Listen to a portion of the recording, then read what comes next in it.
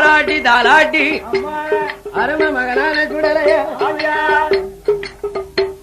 தொட்டிலே தொங்க வைத்து என் பெருமாளுடைய தங்கையானவா படியளக்கும் போகும் பகவானுக்கு படி எடுத்து கொடுக்க வேண்டும்.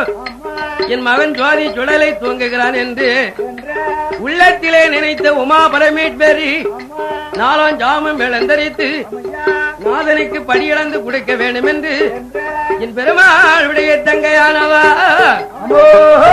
நாளை தினை இழந்து நாதன் கையிலே கொடுத்தாள்.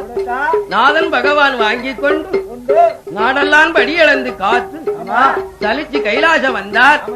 வரக்கூடிய மன்னனுக்கு பாத பூஜையெல்லாம் அணிந்து படியிழந்த சிவபெருமானுக்கு பால் பழம் பஞ்சாமிர்தம் கொடுத்து இறையிழந்த சிவபெருமானுக்கு இலைப்பாரிகள் எல்லாம் கொடுத்து சாப்பிட்டு களைப்பாரி தாம்பலம் தரித்து சத்தியம் சிவனுமாக பள்ளியறையில் வந்தார்கள்.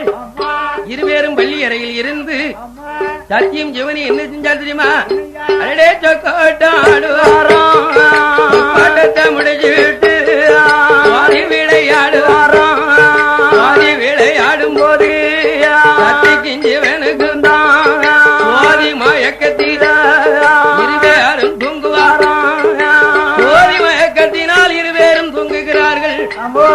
அப்பன் தொட்டிலே படுத்த சுடல வயறு பழிக்கு மாதா பால் குடிக்கணும், மணி கொடலப்பணும், தாய்பால் குடிக்கணும், தன் வயரை நினைக்கணும் என்று அறியாத பிள்ளை போல என் மாயாண்டி வன்னி மரத்து சுடல அறியாத பிள்ளை போல அழுவரழு ஓடுவாராம்.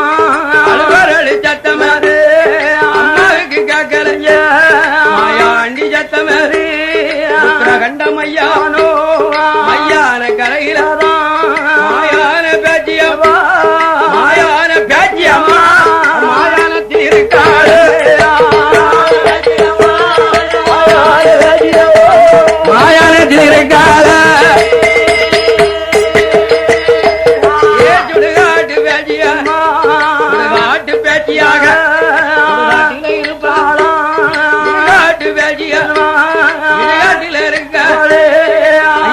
பேச்சுக்கு மதள சத்தம் கேக்கு மயான பேச்சுக்கு கேக்கியா பிள்ளை சத்தம் தொடல சத்தம்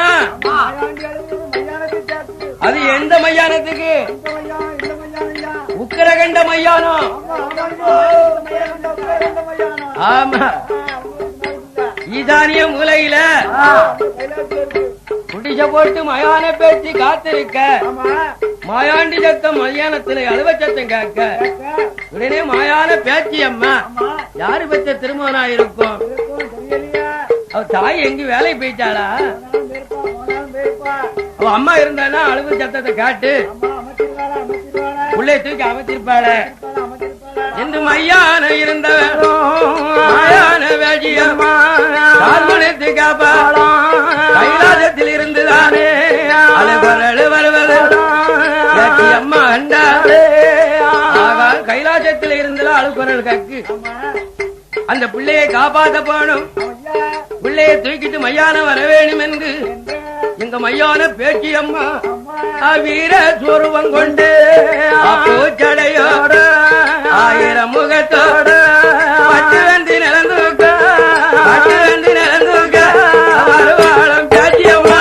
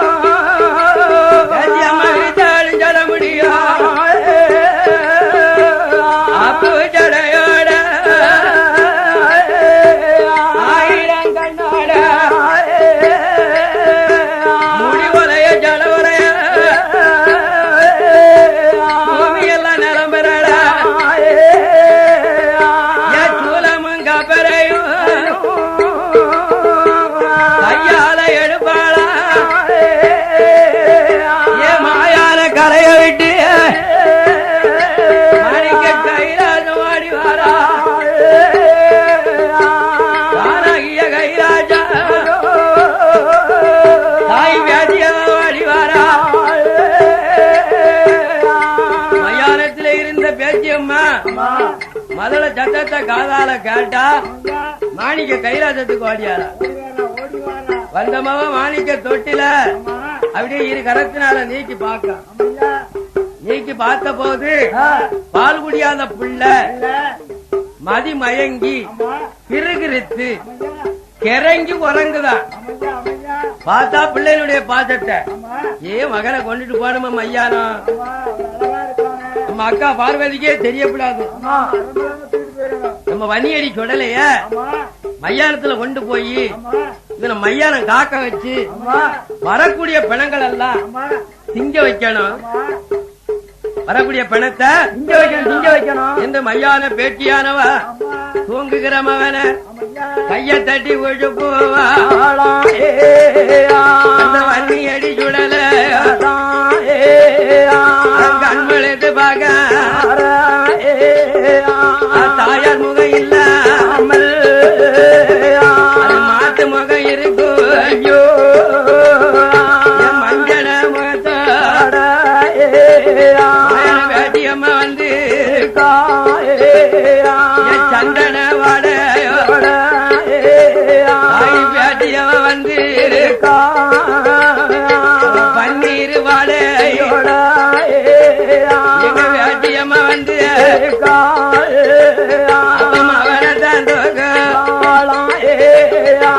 மாயாண்டிட்ட சொல்லுவா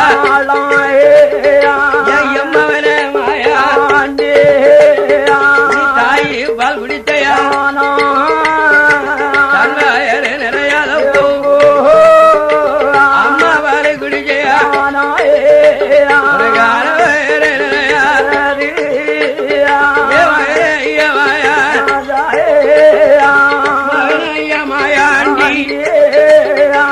மையான வந்தையானா மாமித பிணங்களத்தான் மாமித பாலாக உங்களாம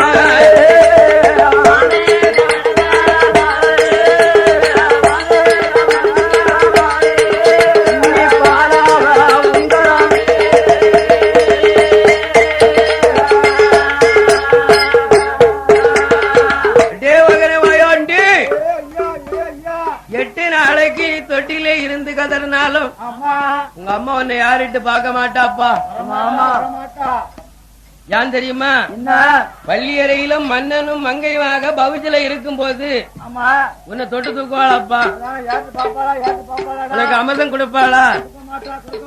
அதனால மகனே மயாண்டி வன்னி மறுத்து சொல்லல. என் வார்த்தைய கேட்டேன்னா வயிறார சாப்பிட்டாலும் உன்னை தலைவயிற வளர்த்துருவேன்டா. இன்னைக்கு என் பவலும் நைட்டு என்னோட இருந்துன்னு வச்சுக்கோ,